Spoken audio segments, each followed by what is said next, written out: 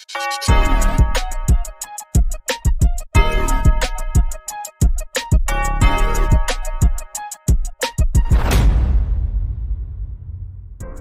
right, y'all, thank you for tuning in. This is a preview of the Oklahoma Sooners taking on the Texas Longhorns, the Red River Rivalry, big game of the week. As always, we appreciate everyone who watches our content, Texas fans, Oklahoma fans, everybody, thank you. And it's going to be a great game this week. Hunter, what are you thinking coming into this game? Big game, big game for the SEC, the standings, what these two teams have going forward. It's a huge roadblock on both schedules. We're here on Sunday. Texas just lost. Oklahoma just won. Everything's fresh. Most books don't even have the spread up here. Texas is 3-point favorites right now on DraftKings. I think FanDuel has them at 3.5-point favorites. Right now, Texas is favored. If I'm an Oklahoma fan, I'm questioning that a little bit. It's a little disrespectful. I've already taken Oklahoma this week online because I think that the points are good. Right now, biggest story of this game is the Oklahoma quarterback situation. Yeah, biggest story of this game is the Oklahoma quarterback situation. And what we really have to go off of is his performance against Kent State. He was up there for potentially being our player of the week for the team of the week at the quarterback spot. I mean, he had over 3 touchdowns, ton of yards on the ground. He has the same dynamic on the ground that Mateer has. He might not carry the locker room the same way Mateer does, but he seems to be pretty serviceable. So I would feel pretty confident with Michael Hawkins going into this game. Yeah, I mean, he's your year-over-year guy. He was there last season. You brought him in when Jackson Arnold wasn't performing to standard. He came in, won the game against Auburn, albeit most of that was the Oklahoma defense that won that game. He was still a prime contributor in that. He played against Texas. It wasn't pretty, but he was in that game. So now, you put him in against Kent State last week, and he does what he's supposed to do.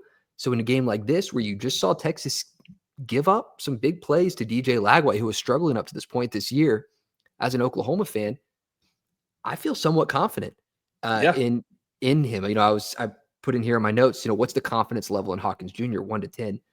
I think I'm hovering around a 7 to 8, somewhere in between 7 to 8. You? Yeah, and I when you asked me that question, I was between a 7.5 and a 7. Only because of the magnitude of this game. Like if they were playing, South Carolina, or if they were playing Kentucky or someone else in the conference or out of conference, I'd feel a little bit different. But what makes me I'm confident in Michael Hawkins. I think right now Oklahoma has the edge on defense. And when I look at these two different quarterbacks and who has proven to look a little bit more rattled in the past, I feel like what Oklahoma can do pressure-wise to Arch Manning will determine how this game goes. Like if Arch is cooking, Texas wins this game. If it's a cook-off between Hawkins and Arch, and Arch shows us something that we have not seen this year, this is breakout party, Texas wins this game. But you got, R. Mason Thomas, you got David Stone, you got all these guys on the D-line, Marvin Jones, them boys nasty. The wealth on the pass rush is spread out. I put him here in my notes. I got my notes here. Pressure in all caps. Arch, talent-wise, I mean, he has skill. He has talent. He can sling the ball. He's got a good arm on him. He's not afraid to throw the ball downfield. Pressure is his number one enemy. Oklahoma is the number one pressuring team in the country. 5 sacks per game. They're leading the nation in that. Yeah. They've logged 95 quarterback pressures, second most in the SEC behind Vanderbilt, but it's not like it's one guy doing it. R. Mason Thomas gets a lot of credit because he's getting to the quarterback often. But you got a ton of guys who are able to do it. And that's because of the defense that Oklahoma has in confusing quarterbacks, interesting pass rush designs. You might think it's coming from this way. No, it's over here now. And it really worked well against Auburn. We saw that. We saw this defense look really, really good against Michigan in confusing a quarterback. Now you got not a rookie quarterback. He's played 2 road games, lost both of those. Now you're here in a neutral site in Dallas. If Oklahoma can get pressure, you're right. I mean, that's the biggest turning point of this game, one way or another. Yeah, that's the biggest turning point in this game, and you brought up Bryce Underwood and the Michigan team. Like, I don't think that Arch is playing better than Bryce Underwood right now, and I don't think that Contravian Wisner is playing better than Justice Haynes right now.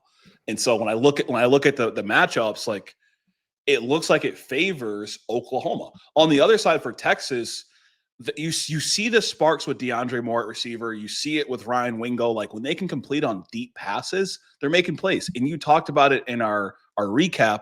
That's what they've been asking of Arch to do a lot, is make deep throws. So for Texas, keys to winning this game from you, I would assume is how they play with Arch. Yeah, it's the play calling, I think, a little bit. Like, he had just as many throws last week against Florida over 20 yards as he did under it. You never see that split from a quarterback.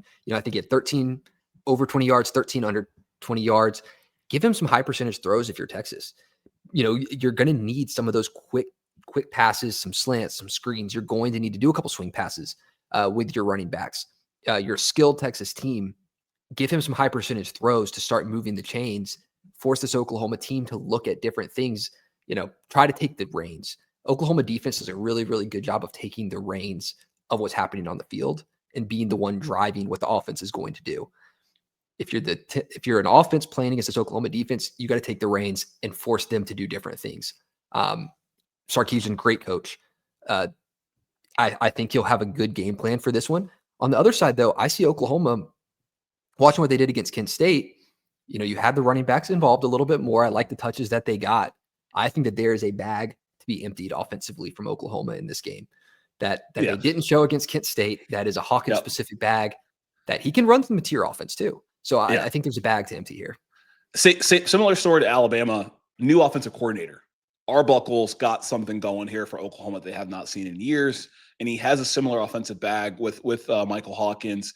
We saw Jaden Ott get a little bit involved. We saw Blaylock get a little bit involved. Still more to be desired from the running attack. If you have to find something to improve on a team, Oklahoma's defense is good. Quarterback play looks good. Running back room could be better. It's still improving. It looked good last week, so I like that. When I look at this matchup and I think about how it'll play out, I think it's gonna be a low scoring game. I don't think that it's gonna be based upon what we've seen from Texas. It can't. Whoever gets to 28 first, I think, wins this game. I don't think anyone gets to 28 at all. I think that this game is extremely low scoring. We saw Texas O-line get a little gash on the right side last week. There's going to be some improvement there. This Oklahoma defense looks solid as ever. This Texas defense looked really solid coming into last week's game. They got dotted up a little bit. We talked about Grayson Littleton. He didn't have his best game. They let a struggling offense show up. I don't think that this Texas defense does that this week. They got caught flat-footed. It's a big game for both teams. I mean, there is, I don't want to say hate, but there's a legitimate rivalry. There's hate. There's definitely hate. What are you talking about? No, there's hate. There's hate. This is like the second or third biggest rivalry in the country, right? And I want debate in the comments about this one. But, you got the big game. You have Auburn, Alabama. I would argue this is probably the second biggest game in college football behind Michigan and Ohio State. Okay. I mean, right now at the prowess of these two teams, Oklahoma, a top 5 team in the country, Texas had the potential to be a little bit higher. We've waited on the AP poll to come out here and see where they find themselves. When we look at the landscape of college football, this is huge, a huge game. What do you think in this game? I mean, what's your final call here? I don't know why Texas is favored in this game. You talked about it earlier with the pressure and the defensive line side, and Oklahoma has 21 sacks this season, number 1 in the SEC. 93.5 passer rating, number 1 in the SEC for pass defense. I don't see how this could be Texas's game to be favored based upon what we've seen. Unless we see something different from Arch, or unless Hawkins is throwing turnovers. That changes the game. We saw Michael Taft got an interception last week, safety position for Florida. They start getting turnovers, shorter field for Texas. Momentum's there. Arch is, he's doing his thing. We got a different game here. But, I think about final predictions. I like 28-20 Oklahoma. Okay.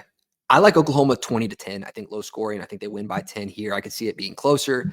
It's going to be hard to come by points in this one. I think it could even be lower scoring than that. This is where I'm going to sit. Looking last minute here at Arch Manning, and I've been posing this question to whoever wants to talk about it. We've seen different performances from him. We've seen Sam Houston, Arch Manning. We've seen Ohio State, Arch Manning.